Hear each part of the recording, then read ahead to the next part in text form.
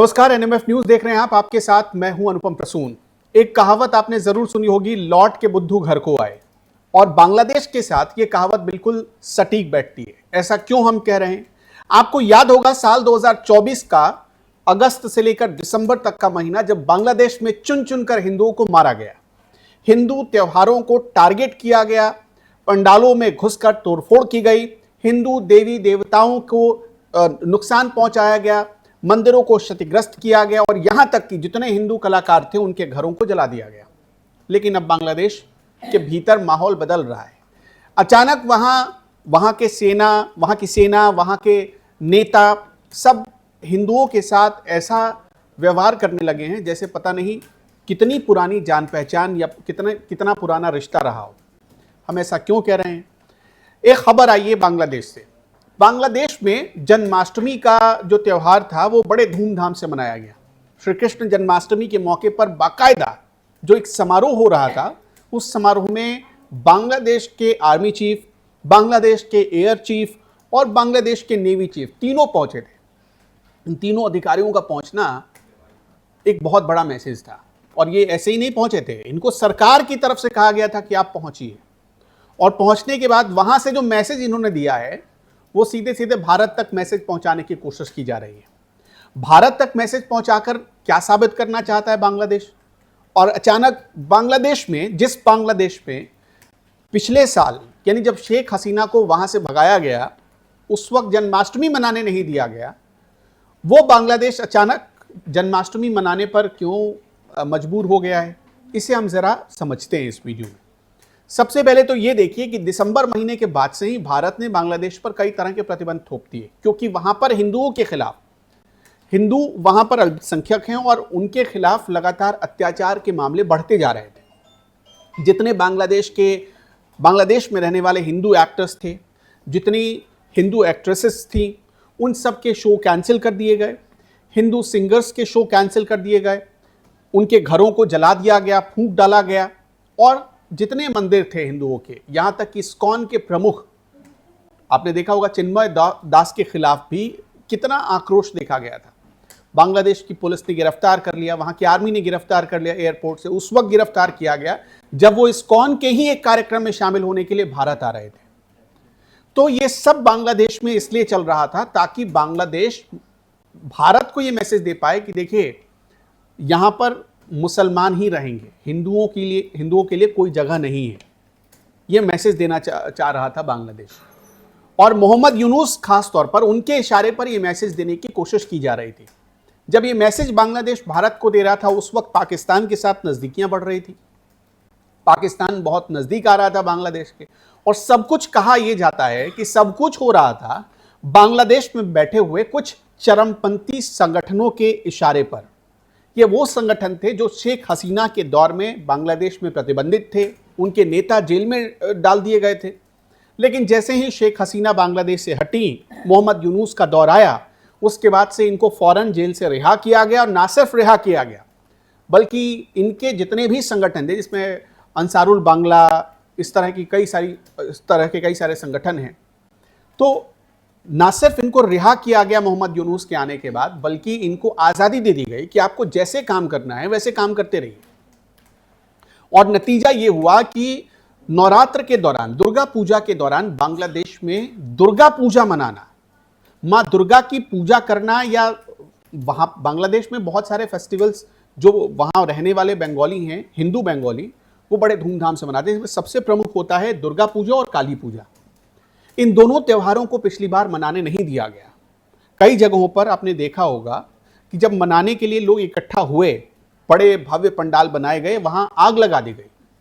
एक नैरेटिव फैलाया गया दुर्गा पूजा के दौरान ही कि मां दुर्गा के चरणों में कुरान शरीफ को रखा गया, जिसके बाद वहां पर भावनाएं भड़की और आप सब ने देखा कि कैसे तोड़फोड़ या हिंदुओं को टारगेट करके या हिंदुओं को मारने पीटने की घटनाएं वहां पर आई।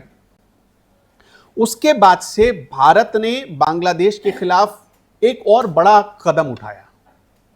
पहली बार बांग्लादेश के खिलाफ भारत के डिप्लोमैट ने बयान दिया और कहा कि बांग्लादेश में जो हिंदू अल्पसंख्यकों के खिलाफ अत्याचार हो रहा है वो बंद होना चाहिए। भारत का एक मैसेज था, एक कड़ा मैसेज था दुनिया के मंच पर। तो बांग्लादेश ने पहले तो इग्नोर किया।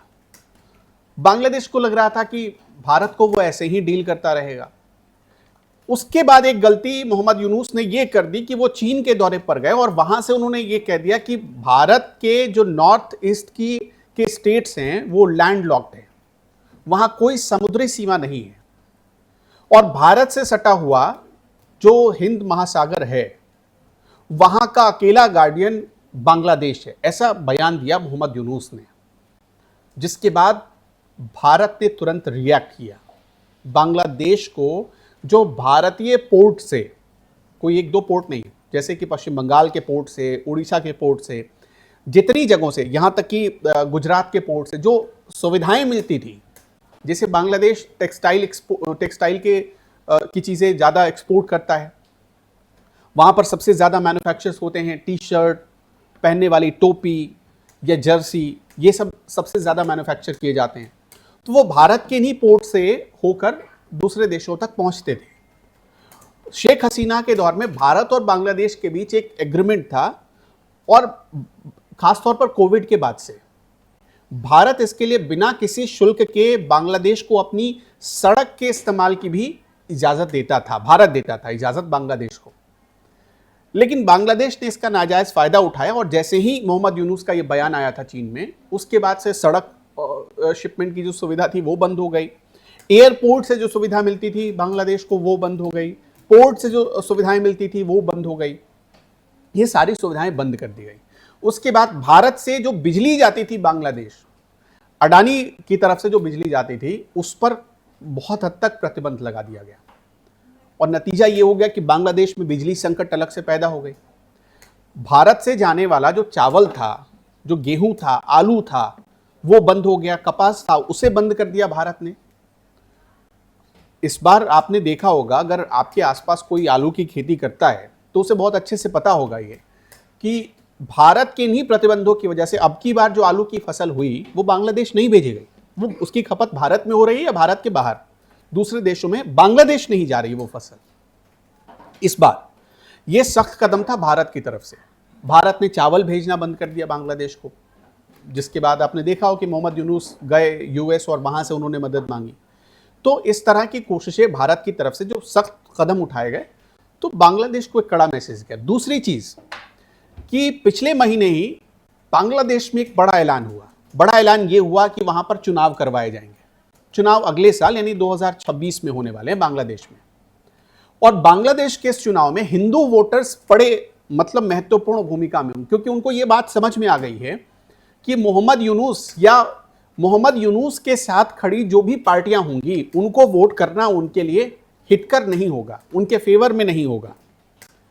तो इसके बाद से भाई हिंदू वोट तो चाहिए, वहां पर सरकार अगर बनानी, जैसे अल्पसंख्यक तुष्टीकरण की राजनीति भारत में चलती है वैसे ही बांग्लादेश में भी है।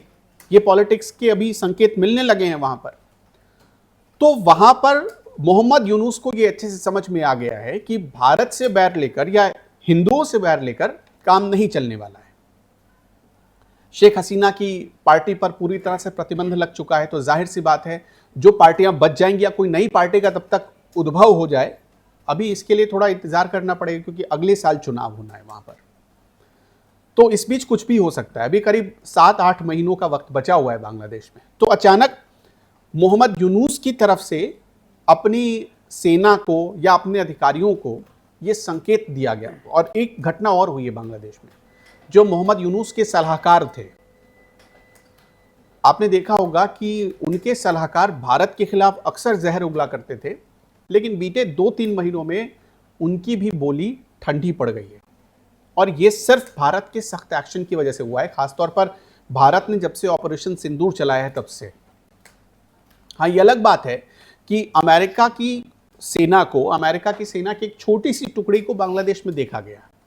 बांग्लादेश में वो घूम रही है। भारत के लिए कई ऐसे जो जानकार हैं जिनको बांग्लादेश की जमीन पर अमेरिका की सेना का आना भारत के लिए एक झटका हो सकता है। चलिए एक पल के लिए ये मान भी लेते हैं, लेकिन भारत के सख्त लहजे ने बांग्लादेश के तेवर को राइट टाइम कर दिया है, मतलब सही दिशा में ला दिया है। और यही वजह है कि अब उसके तीनों सेना प्रमुख मैं आपको डिटेल बता देता हूं। तीनों सेना प्रमुख जन्माष्टमी मनाने पहुंचे और जन्माष्टमी के मौके पर जो भाषण दे रहे थे उनके आर्मी चीफ, उन्होंने अपने भाषण में क्या कहा कि श्री कृष्ण शांति के दूत थे। उनसे हम सीख सकते हैं कि कैसे शांति स्थापित की जा सकती है।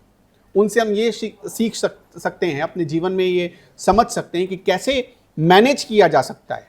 वो एक अच्छे मैनेजर थे। ये भाषण है बांग्लादेश के सेना प्रमुख का। मेरे पास कुछ डिटेल है, मैं आपको वो भी बता देता हूं। वहां के सेना प्रमुख जिनका नाम है वकर उज जमान, नौसेना के प्रमुख है एडमिरल एम नजमुल हसन और वायुसेना के प्रमुख हैं air chief marshal Hasan Mahmood Khan. इन तीनों का स्वागत किया गया, तीनों को टीका लगाया। दिलचस्प ये देखिए, तीनों को टीका लगाया गया, माला पहनाई गई और इन तीनों ने स्वीकार किया ये बात। वहां पर खड़े होकर, उस मंच पर खड़े होकर जब भगवान कृष्ण के गीत गाए जा रहे थे तो तीनों ताली बजा रहे थे। मैं आपको सुनवाता हूं वहां के सेना प्रमुख का बयान, सुनिए कि वो क्या कहते हैं। ये बंगाली में है, सुनिए, उसके बाद मैं बताता हूं कि वो कहना क्या चाहते हैं। ভগবান শ্রীকৃষ্ণের যে আদর্শ, সেই আদর্শ এই স্থান থেকে সব জায়গায় ছড়িয়ে পড়ুক এবং এই আদর্শের ভিত্তিতে আমরা সুন্দরভাবে এই দেশে এবং একসাথে আমরা বাস করব। অনেকক্ষণ ধরে আমরা কথা বলছি, একই কথা বারবার আমি বলতে চাচ্ছি না। আমি জানি আপনারা অধীর আগ্রহে অপেক্ষা করছেন, একটা সুন্দর মিছিল হবে। আমি এই মিছিলে আপনাদের সবাইকে অংশগ্রহণ করার জন্য অনুপ্রাণিত করছি। আপনারা সবাই আনন্দ উৎসব করবেন এই ঢাকা শহরে। এটা একটা ঐতিহাসিক একটা অনুষ্ঠান ছিল। 19 শতকে এবং 20 শতকে এটা সবসময় হতো, তারপর এক সময় বন্ধ হয়ে গিয়েছিল, আবার শুরু হয়েছে। আমি আশা করি এবং ইনশাআল্লাহ এই উৎসব সবসময় জারি থাকবে, এই মিছিল সবসময় জারি থাকবে।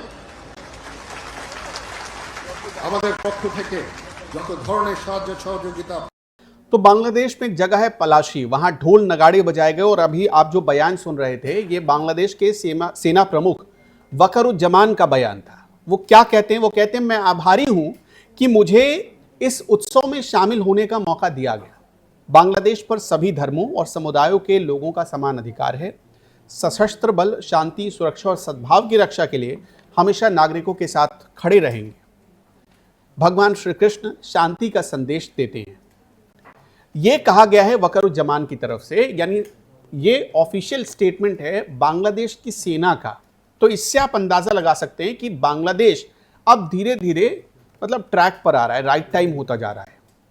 वहां हिंदुओं के खिलाफ जो हिंसा थी, वो हिंसा की घटनाओं में भी अब कमी आने लगी है धीरे धीरे। ये भारत का दबाव है या कोई और वजह? आपका क्या मानना है हमें कमेंट सेक्शन में बताते चलिएगा। नमस्कार।